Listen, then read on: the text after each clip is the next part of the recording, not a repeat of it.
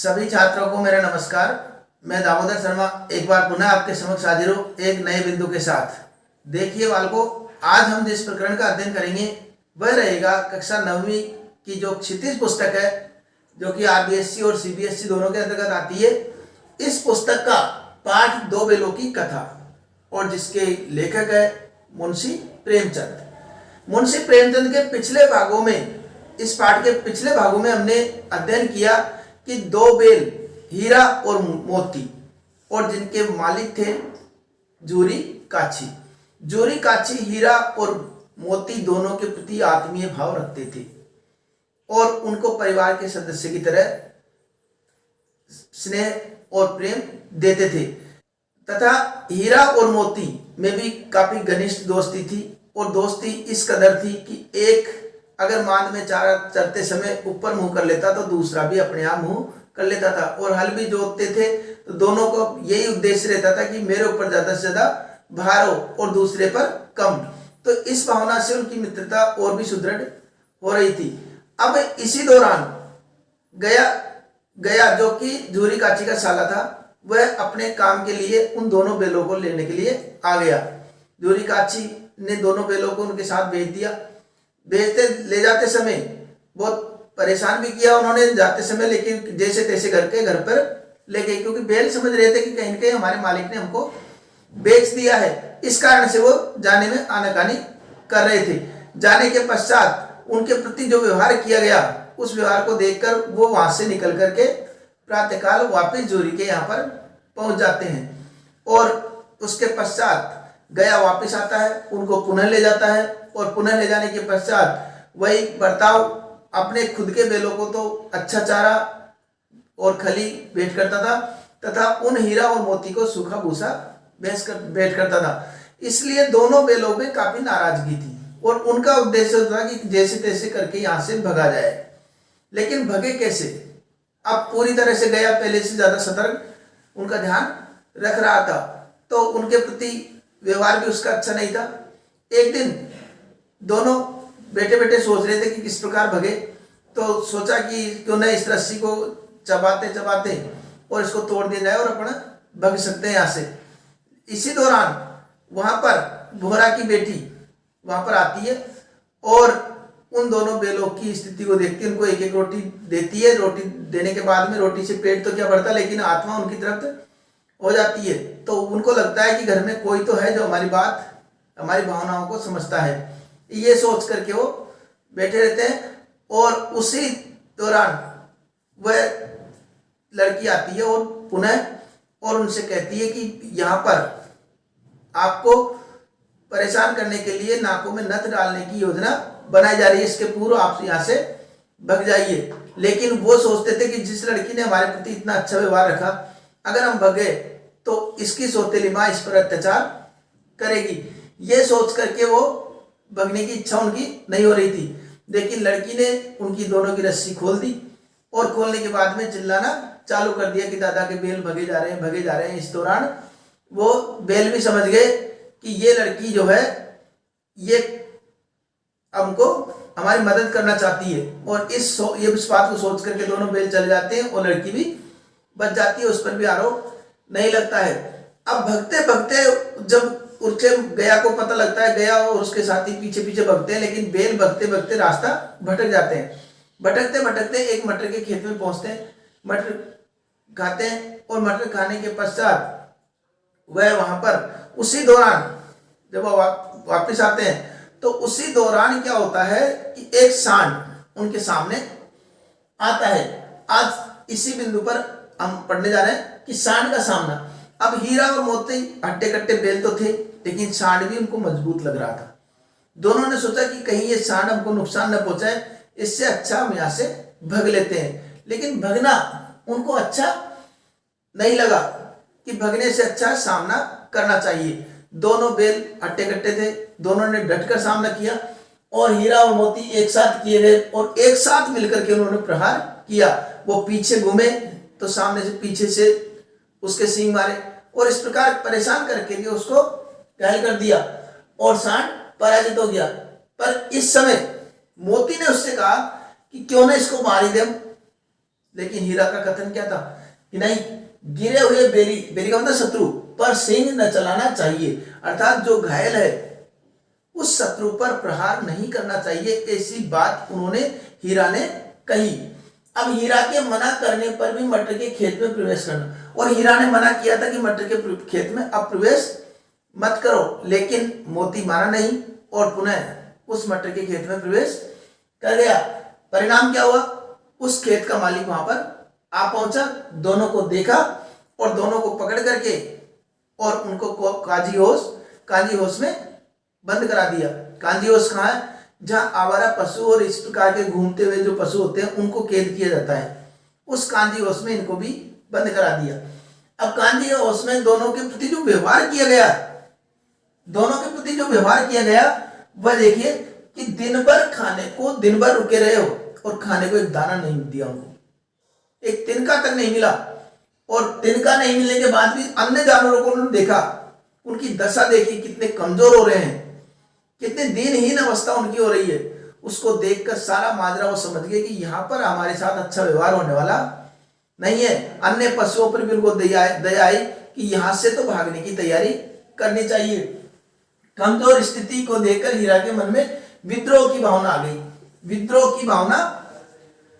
गई, कि विद्रोह करना चाहिए। विद्रोह मतलब यहाँ से भगना चाहिए, और भगना ही नहीं, इन सबको भी आजाद कराना चाहिए।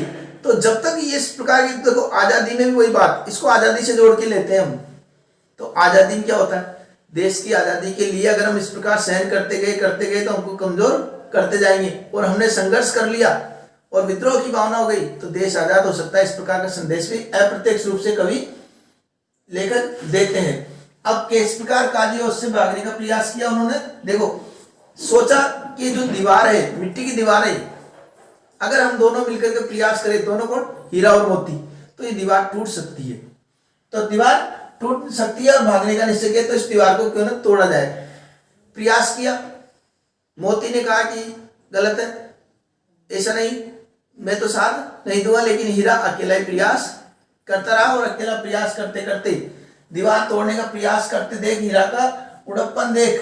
अब इस प्रकार जब हीरा बार बार उस दीवार पर सींग मार रहा था, इसी दौरान उस काजी और उसका चौकीदार वहां पर पहुंच जाता है, और चौकीदार वहां पर पहुंच करके वो सारी स्थिति देखता है, तो सारी स्थिति समझ जाता हो कि ये यहां से भागने की तैयारी कर रहे हैं। तो उसने उस हीरा के खूब तो डंडे दिए, डंडे देने के पश्चात उसको मोटी रस्सी से बांध दिया। अब मोटी रस्सी से बांधा हुआ देख करके मोती को कष्ट होना ही था, क्योंकि मित्र था वो, उसे कई डंडे भी रसीद कर दिए, मतलब दे लिए, मोटी रस्सी से बांध दिया। मोती का कथन, अब देखो मोती ने क्या कहा कि क्या मतलब निकला, मैंने कहा था ना पहले से ही कि इस प्रकार गलती मत करो, भगने की पड़ेंगे और डंडे और पड़ेंगे, और ये हुआ हो गया ना, बंध गया ढंग से, तो ऐसा जोर मारना किस काम का कि और बंधन में पड़ जाए। उसने, मोती ने कहा कि देखो मैंने पहले ही कहा था कि इस तरह का जोर मारना कोई काम का नहीं है कि ज्यादा बंधन में पड़ जाए। तब हीरा का क्या जवाब था, जोर तो मारता ही जाऊंगा चाहे कितने ही बंधन पड़ते जाए। उसने कहा कि जोर, ताकत, ये तो मैं आजमाइश करता ही रहूंगा चाहे बंधन कितने ही हो जाए। इस कथन में बहुत बड़ा भाव छिपा हुआ है। क्या भाव छिपा हुआ है, कहने का तात्पर्य है कि अगर हम संघर्ष ही नहीं करेंगे, प्रयास ही नहीं करेंगे, तो हमारा अत्याचार कम कैसे होगा, वह अत्याचार तो बढ़ता हुआ ही चला जाएगा। इसलिए प्रयास तो करना ही चाहिए, और मैंने प्रयास किया और आगे भी इस प्रकार प्रयास करता रहूंगा, इसमें मुझे कोई नहीं रोक सकता।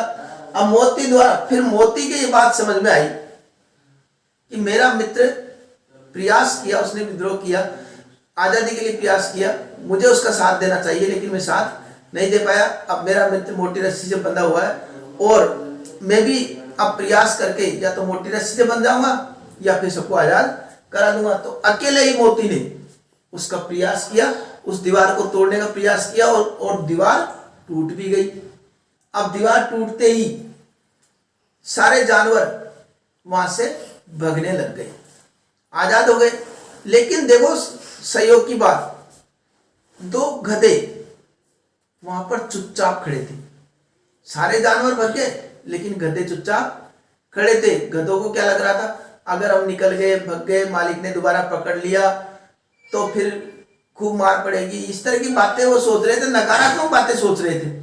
लेकिन बैलों ने सोचा कि आजाद तो इनको भी कराना है। ये आजादी का महत्व नहीं जानते, ये पराधीनता में रहना पसंद करते हैं, ये पराधीनता के दुख को झेल लेते हैं, लेकिन आजादी के कष्ट को नहीं, आजादी के सुख को भोगना नहीं चाहता। इन्होंने आजादी का सुख भोगा ही नहीं, तो उनको आजादी बताने के लिए उन्होंने क्या, सींग मारना चालू कर दिया गधों के।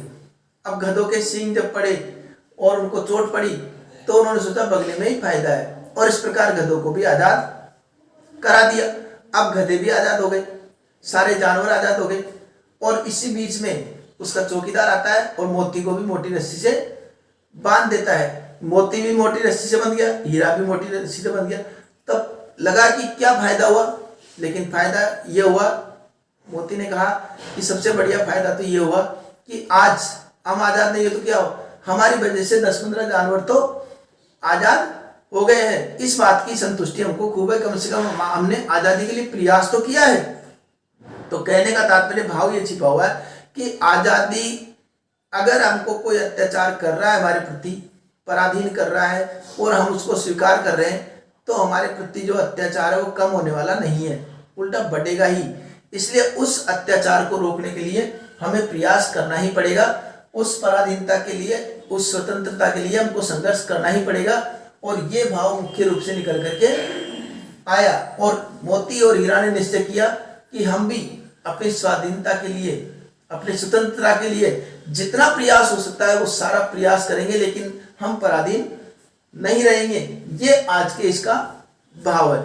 अब रही बात इसकी व्याख्या, तो सप्रसंग व्याख्या किस प्रकार लिखते हैं वह देख लीजिए। अब प्रश्न आपको डिस्क्रिप्शन में मिलते ही है।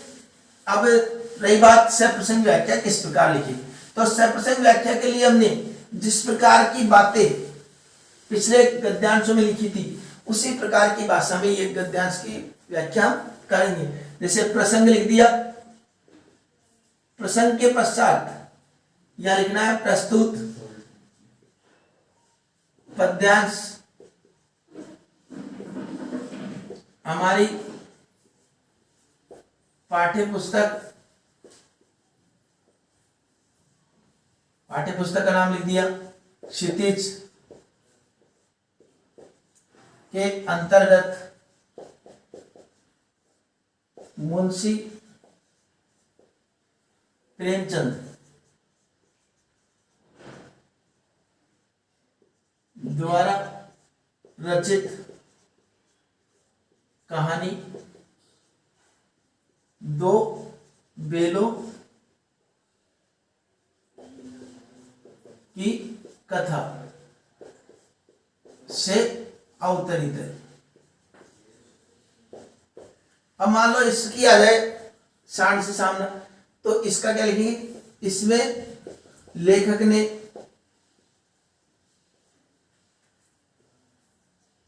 हीरा व मोती का सांड के प्रति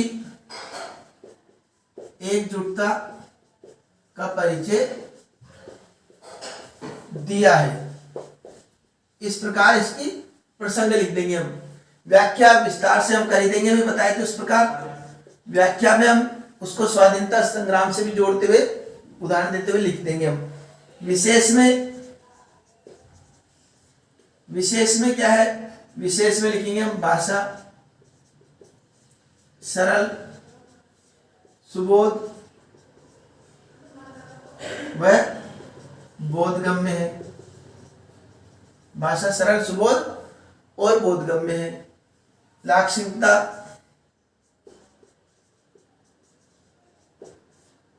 प्रकट हो रही है, या लाक्षणिकता का भाव प्रकट हो रहा है।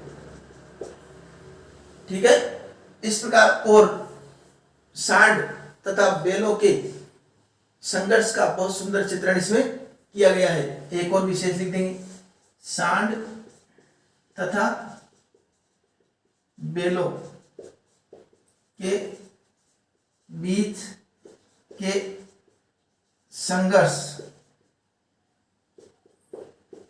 का बहुत सुंदर चित्रण हुआ है। यह इस प्रकार हम व्याख्या कर देंगे। ठीक है, यह हमारी प्रसंग व्याख्या और विशेष हो जाती है। आशा करता हूं आपके ये भली प्रकार से समझ में आ गया होगा। और यदि चैनल को सब्सक्राइब नहीं किया हो तो चैनल को सब्सक्राइब भी अवश्य कर लीजिए, ताकि आने वाले वीडियो आपको समय पर प्राप्त हो सके। अब मिलते हैं अगले भाग में, तब तक के लिए धन्यवाद।